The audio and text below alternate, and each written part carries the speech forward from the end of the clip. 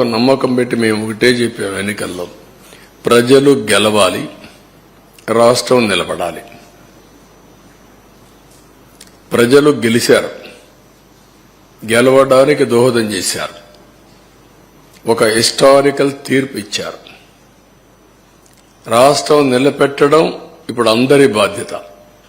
అది మేము బాధ్యత తీసుకుంటాం. అదే సమయంలో ఎప్పటికప్పుడు ప్రజలు కూడా సహకరిస్తే తప్ప సాధ్యం కాదు. అందుకే మొట్టమొదటిసారిగా 7 వైట్ పేపర్స్ పబ్లిసైజ్ చేస్తున్నాం. సమయం కూడా తక్కువ ఉంది. ఒక పక్కన నిన్నటి వరకు ఫార్మాలిటీస్ అని మేము కంప్లీట్ చేయాలి.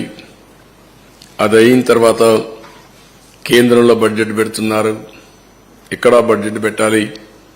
కేంద్రంలో బడ్జెట్ పెట్టే ముందు మన సమస్యలన్నీ వాళ్ళ దృష్టికి తీసుకొచ్చి ఎంతవరకు వీలైతే అంతవరకు మనం ఫండ్స్ తెచ్చుకోవడం కానీ, అదే మరి ప్రాజెక్టులు తీసుకోవడం కానీ ఇవన్నీ జరగాల్సిన అవసరం ఉంది.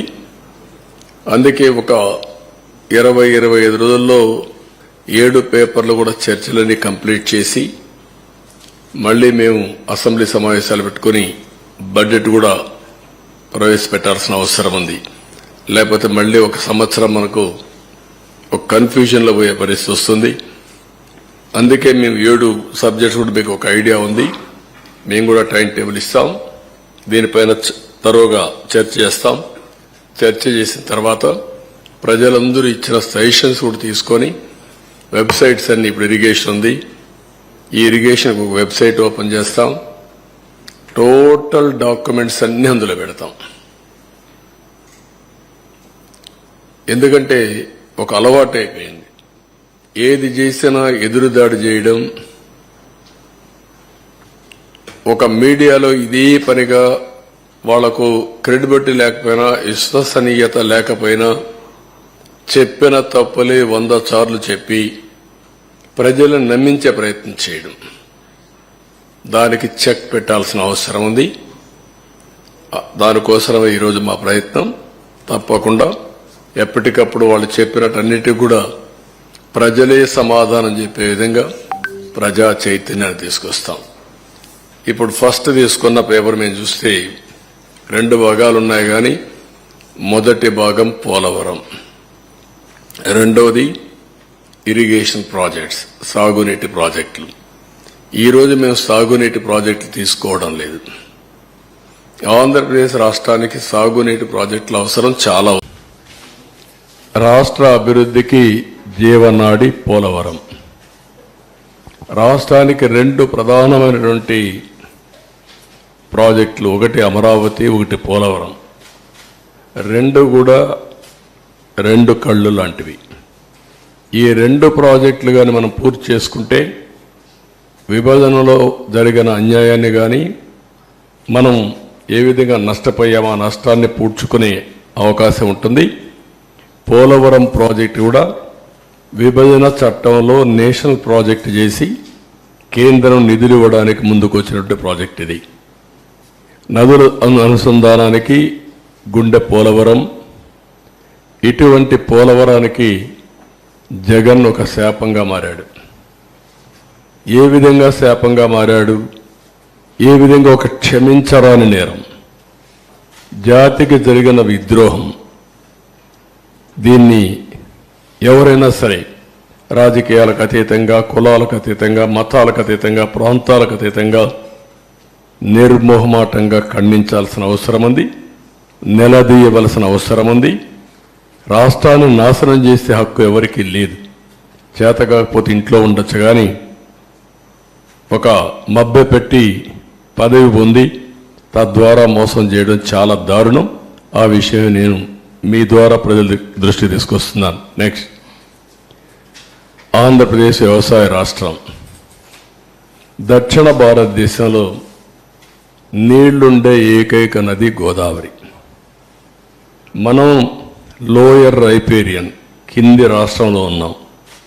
మన దగ్గర నుంచి నీళ్ళన్నీ సముద్రానికి వెళ్తాయి. దగ్గర ఆవరేజ్న 3000 టీఎంసీ నీళ్లు తలసరి ప్రతి ఒక్క సంవత్సరం సముద్రంలోకి వెళ్లే పరిస్థితి ఉంది.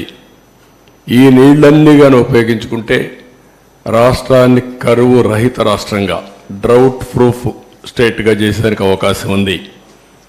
డెల్టా స్థిరీకరణతో పాటు ఉత్తరాంధ్ర, రాయలసీమ తాగునీరు, సాగునీరు దించే బహుళార్థ సాధక జాతీయ ప్రాజెక్టు. అదే మరుగా ఈ వరదలు ఇవన్నీ వచ్చినప్పుడు కానీ మామూలుగా కానీ జల విద్యుత్తు, హైడ్రో అనేది చాలా ముఖ్యం.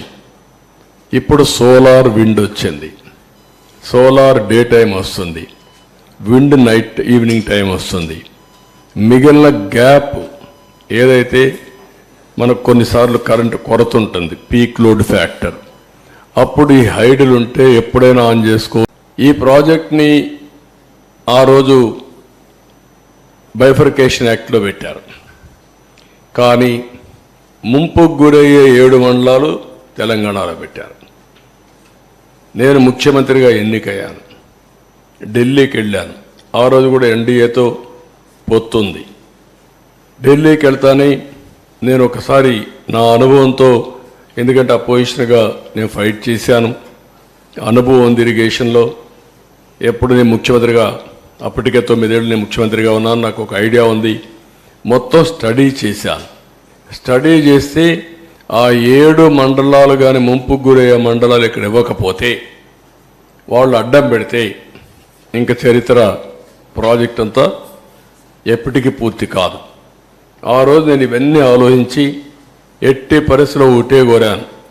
ఆ రోజు ఎన్డీఏ ప్రభుత్వం, నరేంద్ర మోడీ గారు లీడర్ ఆఫ్ ది హౌస్ అయ్యారు, కానీ ప్రమాణ స్వీకారం చేయక మునుపు మీరు కానీ ఈ 7 మండలాలు మాకు ఇవ్వకపోతే నేను ప్రమాణ స్వీకారం చేసినప్పుడు వేస్ట్ అవుతుంది. అవసరమై సాధించే వరకు నేను ప్రమాణ స్వీకారం చేయను. ఒకవేళ కాన్స్టిట్యూషన్ డెడ్ లాక్ వచ్చినా పర్వాలేదు, ఇది చాలా క్లియర్గా నేను మీకు చెప్పాలిగా చెప్తున్నాను చెప్పి చాలా స్పష్టంగా చెప్పాను. అప్పుడు వెంకయ్యనాయుడు, రాజ్నాథ్ సింగ్, ప్రధానమంత్రి మోడీ గారితో మాట్లాడి ఫస్ట్ టైం ఆర్డినెన్స్ ఇష్యూ చేసి ప్రెసిడెంట్ ఆఫ్ ఇండియాని మెప్పించారు ప్రణబ్ ముఖర్జీని. ఎందుకంటే ముందు మీరు పార్లమెంట్ మెంబర్స్ సమావేశం పెట్టారు, ఫస్ట్ పార్లమెంట్ మెంబర్స్ అంతా ప్రమాణ స్వీకారం చేయాలి, తర్వాత బిజినెస్ ఇది ఎట్లా పెడతారంటారని ఆయనకి చెప్పి మెప్పించి ఆయన ఒప్పుకున్న తర్వాత ఆర్డినెన్స్ పాస్ చేసి క్లియరెన్స్ చేసిన తర్వాత పార్లమెంట్ సమావేశాలు పెట్టి మెంబర్స్ అంతా కూడా ప్రమాణ స్వీకారం చేసే పరిస్థితికి వచ్చారు. ఇంకొక పక్కన డిజైన్లు అన్నిటి క్లియరెన్స్ వచ్చాయి. 5 ఏళ్లలో 72% పనులు పూర్తి చేశాం. 11,762 కోట్ల రూపాయలు ఖర్చు పెట్టాం. డిపిఆర్ 2 55,545 కోట్లకు సాంకేతిక కమిటీ ఆమోదం తెప్పించాం. 31 సార్లు క్షేత్రస్థాయి పర్యటన చేశాను ప్రాజెక్టుకి. 104 సార్లు వర్చువల్ రివ్యూలు చేశాను. ఎందుకు అంత శ్రద్ధ పెట్టామంటే ఈ ప్రాజెక్టు పూర్తి చేసుకుంటే రాష్ట్రంలో వ్యవసాయ రంగానికి పెద్ద ఊత వస్తుంది, చాలా ఉపయోగపడుతున్న ఉద్దేశంతో మొత్తం చేశాం.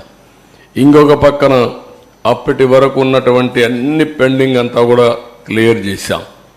రైట్ మెయిన్ కెనాల్, కొంతమంది రైతులు కోర్టుకు వెళ్ళి అడ్డం పెట్టి కూర్చున్నారు. వాళ్ళు ఒకటే అనుకున్నారు, ఇంక ఎప్పుడైనా పర్వాలేదు